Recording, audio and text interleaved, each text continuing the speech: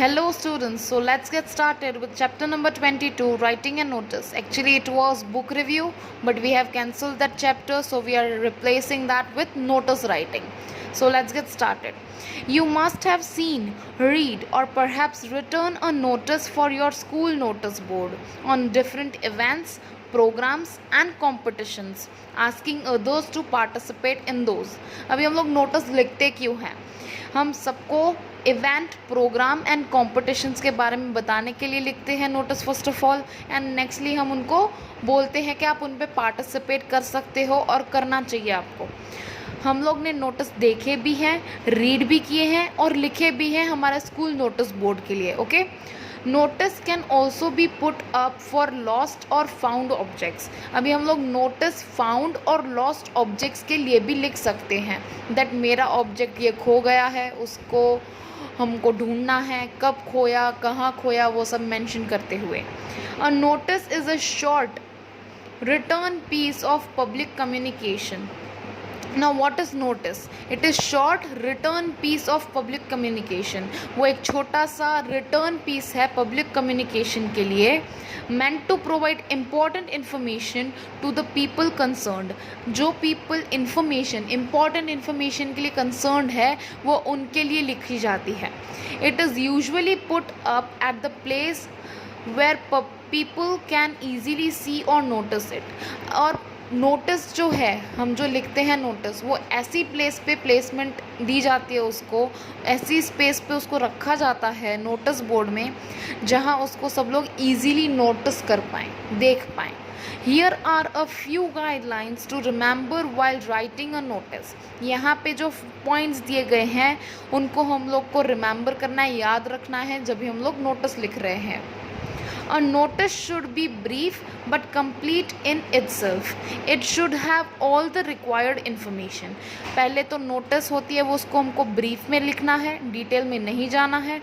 उसकी जो कंटेंट है वो कंप्लीट होनी चाहिए अपने आप में, वो इनकम्प्लीट नहीं होनी चाहिए. It should have all the required information. उसमें हर एक रिक्वायर्ड इन्फॉर्मेशन होनी चाहिए. Okay, a notice is usually written in third person and active voice, passive voice. Active voice में हम लोग को नोटिस नहीं लिखनी है, पैसिव वॉइस में लिखनी है एंड थर्ड पर्सन के लिए लिखनी है. Sometimes when a organisation issues a notice the person we can also be used. अभी जब कोई ऑर्गेनाइजेशन उसको इश्यू कर रही है नोटिस को, तब कोई भी पर्सन उसको यूज़ कर सकता है. The language should be clear and precise. Language जो हम लोग नोटिस में डालेंगे वो एक तो क्लियर होना चाहिए और ऑन टू द पॉइंट होना चाहिए. And the sentences should be simple and short. Sentences हमको सिंपल भी रखने हैं, शॉर्ट भी रखने हैं. और notice should be easy to read and understand. और नोटिस की लैंग्वेज ऐसी होनी चाहिए कि सबको ईजी टू रीड हो, रीड अच्छे से सब लोग कर पाएँ और समझ भी पाएँ. ऐसी लैंग्वेज में ही हमको नोटिस लिखना है. Notice especially official ones are written in a formal tone. अभी जो official notices हैं उसको हम लोग को formal tone में रखना है. However, at times informal tone can be used, especially when a notice is written for lost or found cases.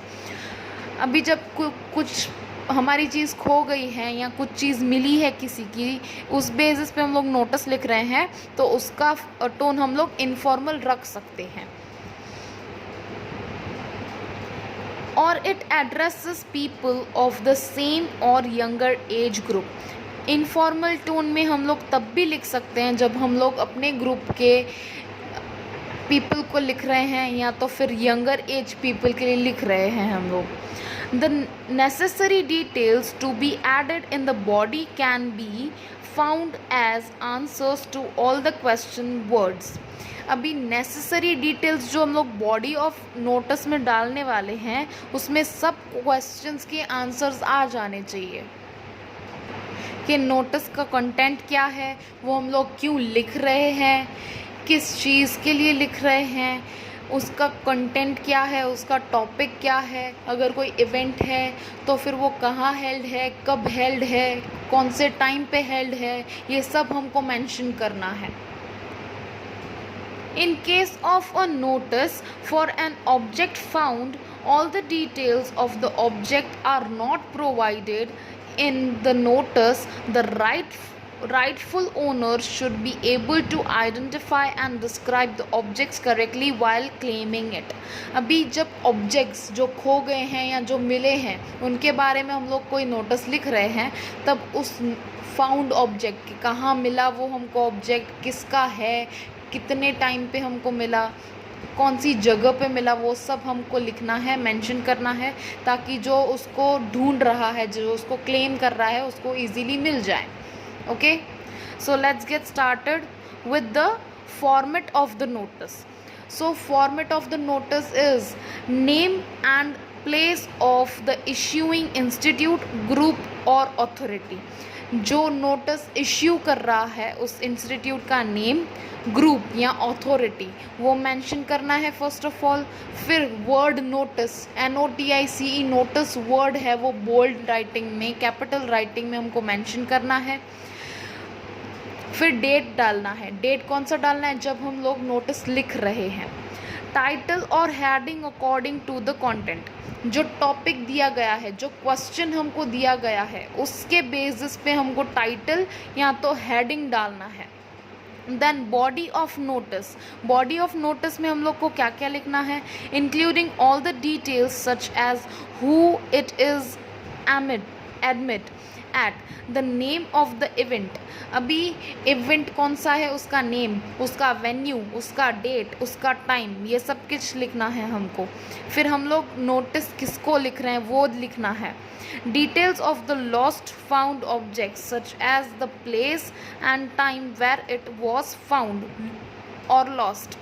अगर फाउंड एंड लॉस्ट ऑब्जेक्ट्स की बात पे हम लोग नोटिस लिख रहे हैं तो उसकी डिटेल्स सारी मेंशन करनी है कि ऑब्जेक्ट कहाँ मिला था या कहाँ गुम हो गया था, किस प्लेस पे मिला था, किस टाइम पे मिला था, कहाँ मिला था, सब कुछ मेंशन करना है. whom टू रिटर्न, किसको रिटर्न करना है, कहाँ से कलेक्ट करना है, वो सब कुछ हमको मेंशन कर देना है. फिर signature of the issuing person और अथॉरिटी. सिग्नेचर डालना है, जो ईमेल लिख रहा है उसका सिग्नेचर या तो फिर अथॉरिटी का सिग्नेचर आना चाहिए. नेम ऑफ इश्यूइंग पर्सन और अथॉरिटी. जो ईमेल लिख रहा है, इश्यू कर रहा है ईमेल को, उसका नेम या तो फिर अथॉरिटी का नेम लिखना है. डेजिग्नेशन ऑफ इश्यूइंग पर्सन और अथॉरिटी. डेजिग्नेशन मतलब पोजीशन, उसकी पोजीशन भी लिखनी है, या तो पर्सन की या तो अथॉरिटी की. So this is all about the format and it is mandatorily said कि नोटिस जब भी हम लोग लिख रहे हैं तो वो ऑलवेज एक बॉक्स में होना चाहिए. एक बॉक्स बना देना है नोटिस के आसपास, पूरा नोटिस लिख के फिर हमको उसको बॉक्स में रख देना है. So this is all about the explanation of notice.